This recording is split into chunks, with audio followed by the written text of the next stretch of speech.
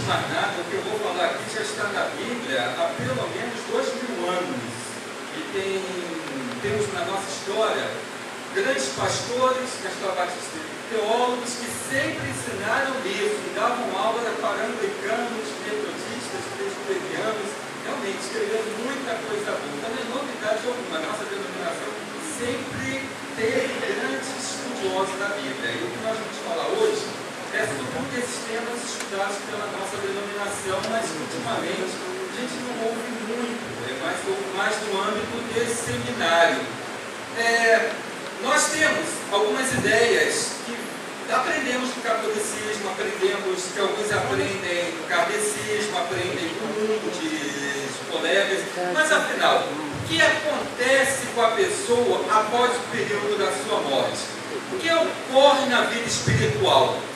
Nós temos a ideia de um novo céu e uma nova terra. Estamos vivos hoje, corpos, sabemos que um dia possivelmente morreremos. E o que ocorrerá com aqueles que morrerem em Cristo? E aqueles que morrerem sem Cristo? O que ocorrerá com eles? Eles terão qual estado? E quando ocorrer o céu, passarão a ter qual estado? E nesse meio tempo, o que a Bíblia ensina? Então, o que nós veremos hoje são algumas informações que Billy Graham, num livro sobre esse tema, ele colocou o seguinte título: Fatos Estranhos sobre o Céu. É um título forte, para vender livro, vendeu muito, mas eu prefiro colocar nossa existência espiritual, um pouquinho mais a menos, mas trata do mesmo assunto. Eu peço que a igreja abra a Bíblia em Apocalipse 21, versos de 1 a 3.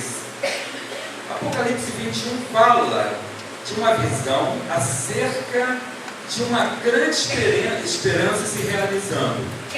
Leiamos. E diz assim Apocalipse 21, verso 1: E vi um novo céu e uma nova terra, porque já se foram o primeiro céu e a primeira terra, e o mar já não existe. E vi a santa cidade, a nova Jerusalém, que descia do céu, da parte de Deus, endereçada como uma noiva ataviada para o seu noivo. Por aqui. Nós sabemos que existe a morte. Existe a morte física, essa todos sabem. O corpo cessa de ter vida, não há mais vida, cessa de funcionar, enfim, parte para o apodrecimento, senão vai ser cremado. É a morte física. E tem a morte espiritual. A morte espiritual não significa que o ser humano deixará de existir. Por isso que algumas pessoas perguntam: se Jesus é Deus, Deus pode morrer? É lógico que a morte não é o fim de uma existência. Quando Jesus, o Deus bendito eternamente, morreu como ser humano, ele não deixou de existir. Ele passou desta dimensão para a dimensão da eternidade e continua existindo lá. É por isso que Deus pode existir, porque ele voltou para a dimensão da eternidade, onde Deus Pai está, onde o Deus Filho sempre esteve.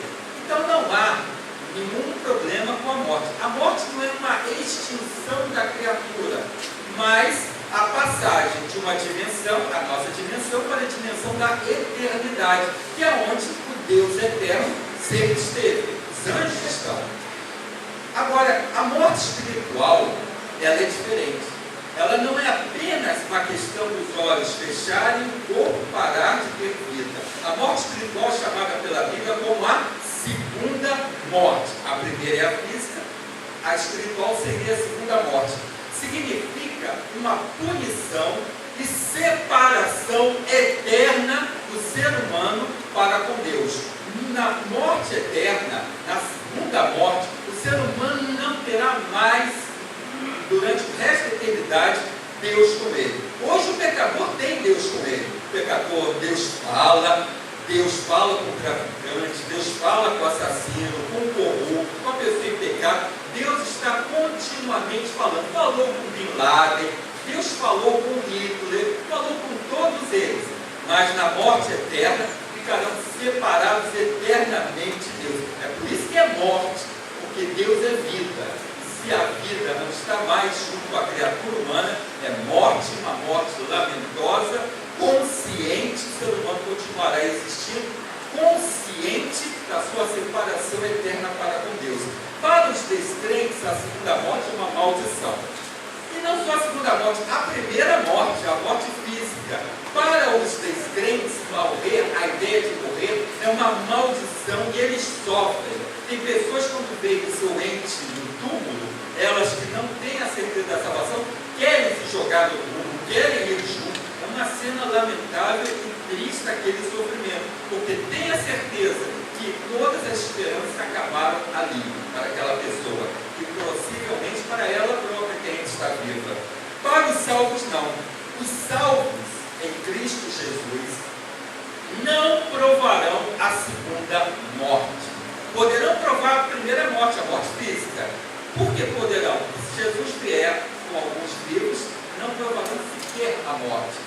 Serão levados para o Senhor, para a sua presença sem a morte. Mas a maioria dos salvos já morreram, e esses não provarão a segunda morte, porque a morte física para o salvo não é maldição, ela é esperança, e uma esperança alegre.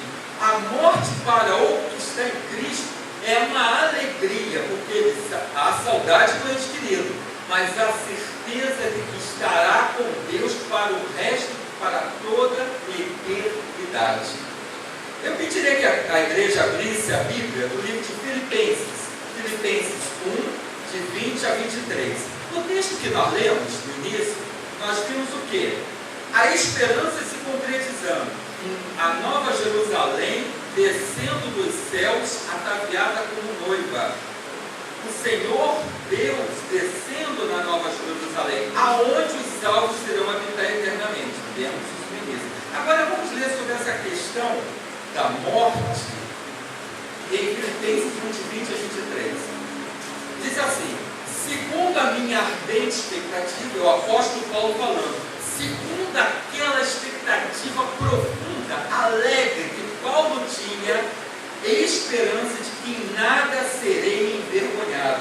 Antes, com toda a ousadia, como sempre, também agora, será Cristo engrandecido no meu corpo, quer pela vida, quer pela morte.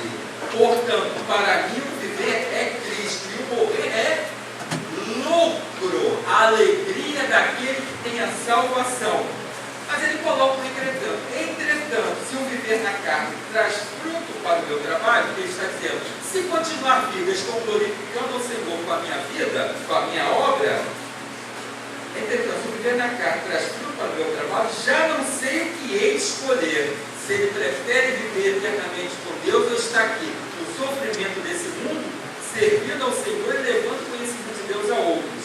No verso 23, ora, de um e outro lado estou constrangido. As duas opções eram ótimas: viver em Cristo ou morrer em Cristo. Tenho o desejo de partir e estar com Cristo, porque é incomparavelmente melhor. É lógico, viver eternamente com Cristo, não nada pode ser comparado a isso. Podem oferecer a vocês todo o ouro do planeta, todas as riquezas do planeta e do universo, todo o poder sobre a terra. Se disserem para você, nega Jesus e vive, digam, prefiro morrer. Se disserem para você, nega Jesus, que teus filhos serão salvos da morte, não negue Jesus, porque os seus filhos, e enche seus filhos a morrer em Cristo, porque a vida eterna está garantida para eles. Agora, essa questão de estado intermediário, o que significa isso? Quando a pessoa morre, o que ocorre com ela? Ela vai direto para o céu, para a Nova Jerusalém? Não. A Nova Jerusalém só ocorrerá no dia do juízo final, após o juízo final, após o julgamento final. Mas e nesse meio tempo que a pessoa deixa essa vida e ainda não houve o julgamento final? O que ocorre com essas pessoas? E a Bíblia trata desse assunto, sim. Antes de mais nada, estar intermediário não é purgatório, não. O catolicismo romano, através dos séculos, trouxe a ideia de um purgatório, que seria um estado espiritual e que foi para o catolicismo romano. Os que viveram uma vida perfeita e santidade vão para o céu. Os que morreram em pecado vão para o inferno. Mas os que graça, mas não tiveram uma vida muito boa, muito perfeita, eles vão para uma coisa, segundo o catolicismo, não, segundo a Bíblia, chamada de purgatório. Eles vão purgar os seus pecados, vão passar um bom período, caberá aos vivos fazer rezas, orações, para que essa pessoa saia o mais rápido possível do purgatório, e tira saída do purgatório e irá para os céus, onde os seus pecados já serão todos pagos, e aí poderá ter entrada livre no céu. Não é isso que a Bíblia diz. A Bíblia fala assim, um estado intermediário entre a morte e o dia do juízo final, mas não é purgatório. A Bíblia fala que os que morrerem sem Cristo vão para o estado de perdição eterna. Os que morrerem em Cristo vão para o estado de salvação eterna. Não há meio termo. Mas o que ocorre nesse meio termo? Os incrédulos. A Bíblia tem um termo chamado Geena. Geena é a punição eterna após o juízo final. O inferno, propriamente dito, quando Satanás e seus demônios serão jogados, a morte será jogada ali, e os incrédulos, por opção própria, porque decidiram isso, também irão para o inferno. A Bíblia chama esse estado, não é local, esse estado de perdição eterna de Geena. Mateus 10, 28 fala sobre isso. Senhor, Mateus 10, 28. Jesus tratou desse assunto por diversas vezes sobre o seu ministério. E o tema mais estudado por Jesus foi a vida e a morte eterna. Esperar os seres humanos após a sua existência aqui na terra. Em Mateus 10, 28 lemos: não temais os que matam o corpo e não podem matar a alma. Temei antes aquele que pode fazer perecer no inferno, ou o termo no grego, Geena. É o termo hebraico, mas foi traduzido do grego. Geena, tanto a alma como o corpo. Então Jesus já disse no primeiro ensino que após o juízo final não será só o espírito, mas corpo e espírito do ser humano irão para o inferno. Alguém pode perguntar, mas se a pessoa morre e o corpo se desfaz, como é que o corpo e o espírito da pessoa irão, o corpo e a alma da pessoa irão para o inferno? Antes de mais nada, eu quero só dar uma explicação. Eu vou trabalhar o tempo todo aqui interpretando alma e espírito como sendo termos correlatos, sem distinção. Então, se o corpo e a alma, o corpo e o espírito vão para o inferno, como explicar isso? Existe um segundo termo que a Bíblia fala. Geena, como lemos antes, é o estado do inferno eterno. Estado final dos incrédulos. Agora tem um segundo termo chamado Hades. Por que eu trouxe esse assunto? Na escola bíblica dominical, uma das minhas aulas, eu tratei dessa questão de paraíso, céu, e falei de uma coisa chamada Hades. Meus irmãos, algumas pessoas arregalaram o olho para mim e ficaram congeladas, como se fosse a primeira vez que as estivessem ouvindo isso na vida delas. Então, por isso que eu estou trazendo esse tema. Hades. Hades é um novo termo usado para os incrédulos.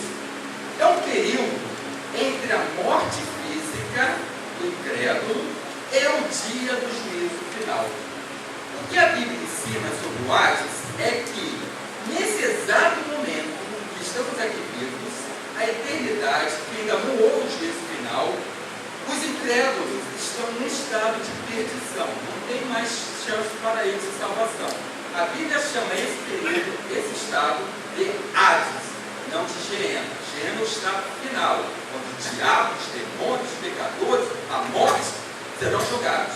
Mas nesse meio termo, chamado de Hades, está na Bíblia, é o estado espiritual dos condenados, já é o inferno. É por isso que nas nossas Bíblias, quando vem Hades, o tradutor coloca como inferno, porque eles estão conscientes, sabendo o que espera por eles, sabendo qual já é a sua realidade espiritual. É uma tormenta deles já. Onde estão nesse momento? Todos os incrédulos. Se Hitler foi condenado, se Hitler está determinado para o inferno, é lá que ele está nesse momento.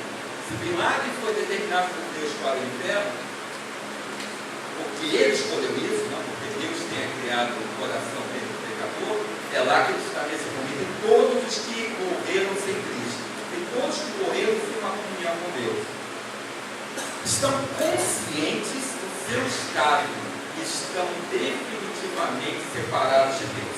Podemos ler isso aonde? Na Bíblia? Bíblia não podemos estudar esse assunto. Lucas 16. Lucas 16, os versos 19 a 31.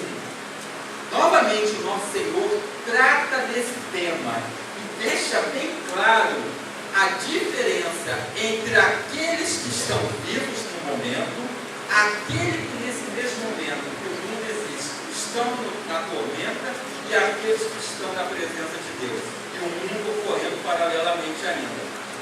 Lucas 16, 19 a 31 nos diz: ora, havia certo homem rico, que se vestia de púrpura e de linho finíssimo, e que todos os dias se regalava esplendidamente.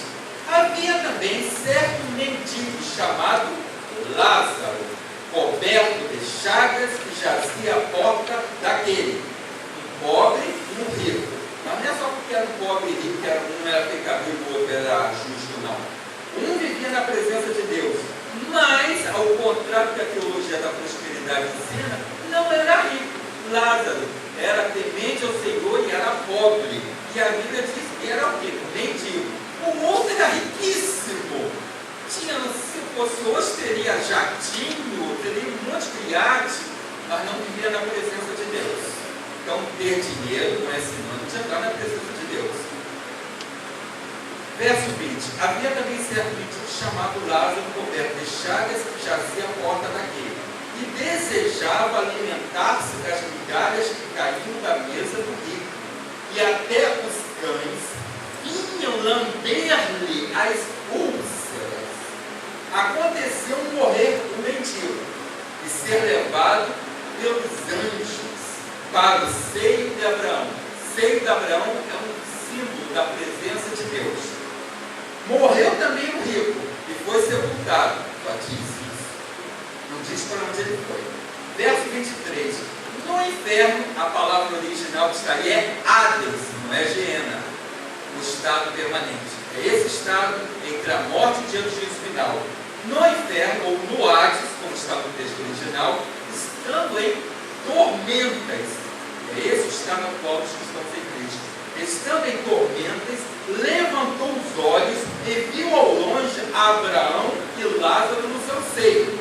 Então, chamando, disse: Pai Abraão, tem misericórdia de mim, e manda Lázaro que molhe em água a ponta do dedo e me refresque a língua, porque estou o quê? Atormentados em chamas. Alguém pode dizer: não é o estado eterno do inferno em chamas? Não, não é. Nós vamos ver daqui a pouquinho. Disse, porém, Abraão: filho, lembra-te de que recebeste os teus bens em tua vida, e Lázaro igualmente os males. Agora, porém, aqui ele está consolado, tu em tormentos, e além de tudo está posto um grande abismo entre nós e vós, de sorte que os que querem passar daqui para vós outros não podem, separação eterna, nem os de lá passar para nós. Verso 27. Então replicou: Pai, eu te imploro. Aí vem um ensino que parece com o espiritismo, que um morto vai falar com os vivos. Olha o que ele está pedindo: que um morto se comunique com os vivos. Então replicou: Pai, eu te imploro que o mandes à minha casa paterna. Ou seja, um morto vindo comunicar alguma coisa aos vivos. Olha o que a Bíblia de Jesus ensina. Porque tenho 5 irmãos, é o rico falando, porque tenho 5 irmãos, para que lhes dê testemunho, a fim de não virem também para eles pelo lugar de tormento. Ele estava consciente do seu estado, do seu futuro e de esperar os demais. Respondeu Abraão: eles têm Moisés e os profetas. O que significa isso? Significa isso, professor de escola bíblica dominical? Eles têm a Bíblia, que é a palavra escrita, e tem os que proclamam a palavra de Deus, que é o povo de Deus que testemunha continuamente ao mundo. Eles têm o Antigo Testamento, e poder dizer hoje o Novo Testamento escrito, e tem o povo do Senhor que está proclamando proclamando o Evangelho de Cristo. Eles têm Moisés e os profetas, ouçam-nos. Mas ele insistiu: não, pai Abraão, se alguém dentre os mortos morrer com eles, arrepender-se-ão. Então vocês podem ver que alguém estava morto, em estado de tormento, e ao mesmo tempo o mundo continuava a existir. E nesse verbo é chamado de Hades. Se alguém dentre os mortos morrer com eles, arrepender-se-ão. Abraão, porém, lhes respondeu: se não ouvem a Moisés e os profetas, se não dão valor à Bíblia e os que falam continuamente, diariamente em meu nome, tampouco se deixarão persuadir, ainda que ressuscite alguém dentre os mortos.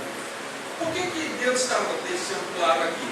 A nossa missão, proclamar o Evangelho. Por isso que o diabo não quer que a igreja proclame o Evangelho. E segundo, nós temos um estado de tormento em que a pessoa está consciente. Nessa história que a pessoa morrer fica dormindo, isso não existe. A pessoa estará consciente, sabendo o que espera por ela.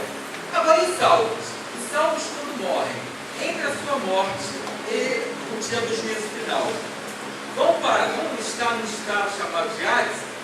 Não, a Bíblia não diz isso. Não é Hades. Mas aonde? O que for, né? Onde tem um lugar. Nem sempre tem sentido disso. Céu, Hades, Geena, isso não é um local. Você não é no mundo espiritual, diz, o Geena está para o oeste, o Hades está para o leste. Não é isso. É um estado eterno que a pessoa viverá no mundo espiritual, não um local geográfico. Podem se ver. No céu não é um lugar. O céu é o trono de Deus. Aonde está o céu? Onde Jesus está. Se Jesus está no seu coração hoje, o céu já está sendo vivido hoje. Você já está começando a viver o céu. Então não é um local, é um estado de espiritualidade. Agora, eu pediria que vocês abrissem, com relação aos salvos, Atos 2:31. E fala sobre essa questão. Atos 2:31 é um discurso ensinando essa questão do estado espiritual. E assim diz: prevendo isto, referiu-se à ressurreição de Cristo. É sobre Pedro. Prevendo isto, referiu-se à ressurreição de Cristo, que nem foi deixado na morte, o Hades que está aqui. Jesus não foi para o Hades, nem o seu corpo experimentou corrupção. Então o nosso Senhor não experimentou corrupção, nem foi para o Hades. Os salvos também não vão para o Hades. Lucas 23, 42 a 43, explica então qual o estado intermediário entre a morte e o juízo final para o que está em Cristo. Qual estado é esse? Lucas 23, 42 diz. E aí vem um outro termo que às vezes as pessoas trocam com o céu, que nós lemos ali em Apocalipse 21. A nova Jerusalém descendo. Não há uma distinção. Em Lucas 23, 42, a Bíblia nos diz: e acrescentou Jesus, lembra-te dele, e acrescentou, estão na cruz, são 3 cruzes, há um calvário, Jesus está no meio, um dos crucificados, um bandido, começou a ridicularizar Jesus na cruz. Um outro bandido, outro criminoso, olhando aquela forma tão pejorativa, ele então pede ao Senhor para que o Senhor tenha misericórdia dele, que se lembrasse dele quando o Senhor Jesus fosse para o seu reino. E acrescentou: Jesus, lembra-te de mim quando vieres no teu reino. Jesus lhe respondeu: em verdade te digo que hoje estarás comigo no paraíso. Não é na Nova Jerusalém. Esse termo paraíso é o termo usado para os santos Moisés, Abraão, Davi, apóstolo Paulo, os grandes homens e mulheres de Deus que morreram em Cristo estão no paraíso. Aí alguém pode perguntar: paraíso e céu é a mesma coisa? Praticamente. Por quê? Paraíso é onde está a presença do Senhor. Se Jesus vai estar no paraíso, ali já é a presença do Senhor. ali já está o trono de Deus, e ali já é praticamente o céu. Só não houve o dia do juízo final, mas já estão vivendo a bem-aventurança de uma vida eterna. Em 2 Coríntios 5:8, a Bíblia trata desse assunto. A segunda epístola de Paulo aos Coríntios, capítulo 5, verso 8, nos diz: entretanto, estamos em plena confiança, preferindo deixar o corpo e habitar com o Senhor. Então, salvo ao deixar este tabernáculo, este corpo, esta situação física, vai estar com o Senhor. Não tem que esperar o dia do juízo final. Já vai estar com o Senhor. Filipenses 1:23 também segue esta mesma linha. É novamente Paulo falando. Filipenses 1:23 nos diz: ora, trata dessa mesma questão. Salvo ao deixar essa vida, tem lucro de viver imediatamente com o Senhor. Ora, de um e outro lado estou constrangido, tendo desejo de partir e estar com Cristo, que é incomparavelmente melhor. Paulo dizendo que ao partirmos dessa vida, iremos viver imediatamente com Cristo. Não iremos para o Hades esperar o dia do juízo final, mas para o paraíso, esperando quando o céu se concretizará e o trono de Deus descerá e nós viveremos eternamente com Deus na cidade santa. Chama de céu, em Nova Jerusalém. É ali que passaremos a eternidade. Mas nesse meio termo, entre o dia da morte do salvo e o dia do juízo final, paraíso. E o que é o paraíso? O local onde está Deus, onde está Jesus Cristo, aonde está o Filho de Deus, bendito Deus eterno. Mas, ao detalhe, nesse estado do paraíso, ninguém possui um corpo. Sabem disso? Lá, tanto no Hades, aonde os incrédulos estão nesse momento, eles estão como espírito. O corpo ficou na terra. E os salvos? O corpo também ficou na terra. Lá há o espírito justificado de um pecador que foi salvo. Não possui corpo, só espírito salvo pelo Senhor. Receberão um corpo glorificado, mas não agora, só no juízo final, que receberão esse corpo. Em 1 Coríntios 15, verso 52, a Bíblia nos fala sobre isso. Em 1 Coríntios 15, trata dessa questão da transformação que um dia veremos. E diz assim: num momento, num abrir e fechar de olhos, ao ressoar da última trombeta. A última trombeta já ressoou? Não. O Apocalipse já se concretizou? Não. O anticristo já se colocou na terra? Ainda não. Estamos chegando lá. Mas aqui ele fala: após a última trombeta tocar, a trombeta soará, os mortos ressuscitarão incorruptíveis e nós seremos transformados, porque é necessário que esse corpo corruptível se revista da incorruptibilidade e o corpo mortal da imortalidade.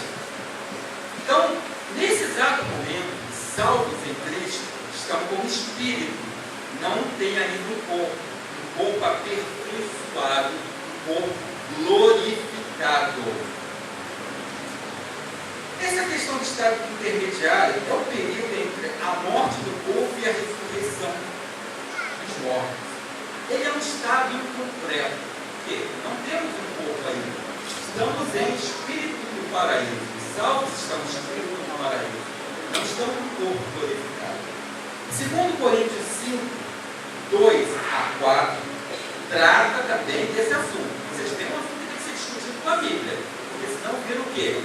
Confissão religiosa. E o que mais tem por aí é denominação trazendo todo tipo de confissão religiosa. Mas eu peço às pessoas que não estão abrindo a Bíblia, estão olhando para mim, abram mais a Bíblia. Se você não faz um risquinho, uma seta, sublinhe, anotem. Porque são textos importantes que às vezes as pessoas passam anos na igreja e nunca têm ideia exatamente do que é os fatos para poder ensinar aqueles que perguntam. Tem que fazer isso. 2 Epístola aos Coríntios, capítulo 5, versos 2 a 4, nos diz: e por isso, tabernáculo. E tabernáculo? Este corpo, é isso que Paulo está dizendo. Ele está usando uma figura no Antigo Testamento para falar do corpo. E por isso, neste tabernáculo, gememos, aspirando por sermos revestidos da nossa habitação celestial. Então, Paulo espera um novo corpo espiritual celestial. Se todavia formos encontrados vestidos no corpo e não luz, apenas em espírito. Isso que ele está dizendo, entender os termos, vestido e nu. Pois, na verdade, os que estamos neste tabernáculo, neste corpo, gememos angustiados, não por querermos ser despidos, mas revestidos para que o mortal seja absorvido pela vida. O que ele fala é, eu anseio que Jesus volte comigo ainda vivo, para que eu não tenha que passar por esse estado onde o meu corpo se desfaz e fica só o espírito. Ou seja, que eu ainda em vida vejo o Senhor Jesus retornando. E aí, num piscar de olhos, eu seja transformado. É esse o anseio dele. Verso 35 agora. 1 Coríntios 15, perdão. 1 Coríntios 15, verso 35. Paulo continua a falar dessa questão da ressurreição. 1 Coríntios 15, 35 nos diz: mas alguém dirá, como ressuscitam os mortos? É uma dúvida que todo mundo tem. E tem gente que crê que os mortos jamais ressuscitarão. Porque acham que viveremos como espírito por toda a eternidade. Porque o céu é espiritual. Não é assim. Como ressuscitam os mortos? E em que corpo vem? Verso 36. Insensato. O que semeias não nasce primeiro não morrer. Verso 40. Também há corpos celestiais e corpos terrestres. E sem dúvida, uma é a glória dos celestiais e outra dos terrestres. Verso 42. Pois assim também é o que? Aí ele explica. A ressurreição dos mortos. Semeia-se o corpo na corrupção, que é esse nosso corpo pecaminoso, ressuscita na incorrupção, semeia-se em desonra, ressuscita em glória, semeia-se em fraqueza, ressuscita em poder, semeia-se corpo natural e ressuscita corpo espiritual. Se há corpo natural, também há corpo espiritual. Então, se alguém que não sabia que os que estão em Cristo, a partir da ressurreição dos mortos, receberão um corpo, saibam que receberão. Mas não é esse corpo, então aquela pessoa que não tinha braço vai chegar sem braço. Não, é um corpo glorificado, um corpo aperfeiçoado, espiritual. Quem nasceu sem cérebro, terá cérebro. Quem nem chegou a nascer, morreu no ventre, receberá também um corpo, só não passou por essa vida de pecados. A criança que morreu há 1 ano com meningite, vai para o céu? Claro que vai, e vai estar com um corpo glorificado, louvando e honrando ao Senhor. O Senhor, Ele é um Deus de amor. Agora, verso 54 ainda, 15:54. E quando este corpo corruptível se revestir em corruptibilidade, e o que é mortal se revestir em imortalidade, então se cumprirá a palavra que está escrita: tragada foi a morte pela vitória. Nunca mais a morte tocará o servo do Senhor com esse corpo glorificado. Nunca mais seremos alvos do pecado. Na morte o corpo se desfaz, na morte física. O espírito continua existindo. Todos que morreram, em Cristo ou sem Cristo, estão conscientes nesse exato momento, sabendo qual o seu estado. Os salvos no paraíso, com Jesus, com o Senhor, para onde Paulo dizia, eu quero estar com o Senhor a partir dessa vida. E o incrédulo no Hades. Na ressurreição, retornaremos a teu corpo, só que glorificado e espiritual. Esse estado intermediário não é um plano final de Deus. Entendam isso. Esse estado que você não tem um corpo glorificado não é um plano final de Deus. Quando Deus criou Adão e Eva, eles não deveriam ter pecado. No momento que eles pecaram, eles receberam a morte. A morte não foi plano de Deus. A morte não foi desejada por Deus. Era um potencial caso eles pecassem. Iriam ter que passar pela morte. Mas não passariam pela morte. Nem Adão, nem Eva, nem os descendentes deles, a raça humana, jamais seria tocada pela morte. A morte não era plano plano de Deus. Por isso que as pessoas dizem, Deus criou um mundo imperfeito. Não, Deus criou um mundo perfeito. O ser humano é que quis abandonar Deus e por decisão própria disse, eu não quero saber de estar sob o controle do Criador. Se rebelou. Essa rebelião chama de pecado original. E esse pecado nos deu a certeza de que passaríamos a sofrer e a viver na morte. A viver sob a ponta, sob a foice da morte. Estava garantido ao ser humano tristeza, dor e sofrimento. Não foi isso que Deus criou, nem esse foi o desejo de Deus. Tanto que quando pecaram, Deus os expulsou do paraíso, dizendo o quê? Antes que também se dirijam à árvore, qual outra árvore? A árvore do bem e do mal, eles tiraram um, comeram, ficaram conhecedores do bem e do mal, desobedeceram ao Senhor. Mas havia uma outra árvore no jardim, que os seres humanos não chegaram a se aproximar dela e a tocar no fruto dessa árvore. É símbolo da vida eterna. Quem tomasse dessa árvore, o fruto dessa árvore, viveria eternamente. Qual é o nome que a Bíblia dá a essa árvore? Árvore da vida. Então, antes que esses dois que caíram em desgraça e maldição também toquem na árvore da vida e vivam eternamente, eu vou expulsá-los do jardim. Por quê? Porque a vida eterna era dada por Deus e não conseguida pela força humana. Não é pelos méritos humanos, não é pelo que você faz, pelo que sua mãe e seu pai fizeram, pelo que as pessoas oram por você, pelas rezas das pessoas, pelos méritos de cada um, pela justiça de cada um, que alguém consegue pegar o fruto da vida e dizer, agora eu tenho a vida eterna. É Deus quem oferece a vida eterna. E eles foram expulsos, mas não era esse o plano de Deus. O plano de Deus é que o ser humano recebesse a vida eterna sem ter pecado, no próprio Éden. Lá eles receberiam a vida eterna dada por Deus, em tornado tal. Mas Deus consertou tudo isso com seu sacrifício na cruz, o sacrifício do seu filho. Então agora, essas pessoas têm a vida eterna. Quando lemos em Apocalipse, agora vamos voltar para terminar, Apocalipse 21, versos 1 e 2. Agora podemos entender melhor o Apocalipse. O Apocalipse fala que antes do final dos tempos, quando o reino de Cristo se concretizar definitivamente e a morte, Satanás, os demônios e os trevos for então punidos eternamente no Geena, o inferno, antes disso tudo, uma série de coisas terão que ocorrer sobre a face da terra. 7 trombetas terão que tocar, 7 cálices serão derramados, 7 selos serão abertos, e uma série de eventos ocorrerão. Isso está no Apocalipse.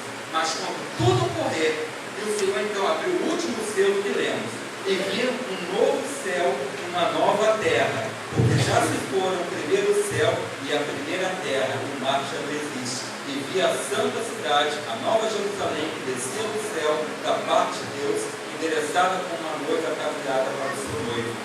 Aí que viveremos eternamente um corpo glorificado. Entendam isso. O juízo está para ocorrer nas nossas vidas. Talvez não vejamos a volta de Jesus ainda em vida. Uma série de coisas ainda pode ocorrer até lá. Mas, independente disso, você tem salvação garantida e a certeza que habitará com o Senhor no momento que você fechar os olhos para esta vida. Segundo, o corpo não é mau. Durante anos, algumas religiões ensinaram isso. O espírito é bom e o corpo é pecaminoso. Mentira. Tanto não é que o Senhor Jesus encarnou um corpo como o nosso. E não pecou. O que mostra que o seu corpo é querido e desejado por Deus. Cabe a você em Cristo andar em santidade para que o corpo seja um holocausto permanente diante do Senhor. É a primeira coisa que você deve entender. Esse corpo é abençoado e é o templo do Espírito Santo. Segundo, os mortos em Cristo, seus parentes que morreram em Cristo, estão com o Senhor. Até aqueles bebês que nos chegaram a ver a luz do dia, estão com o Senhor. Porque já eram um ser vivente, espírito vivente, criatura humana, criada por Deus. Os que negaram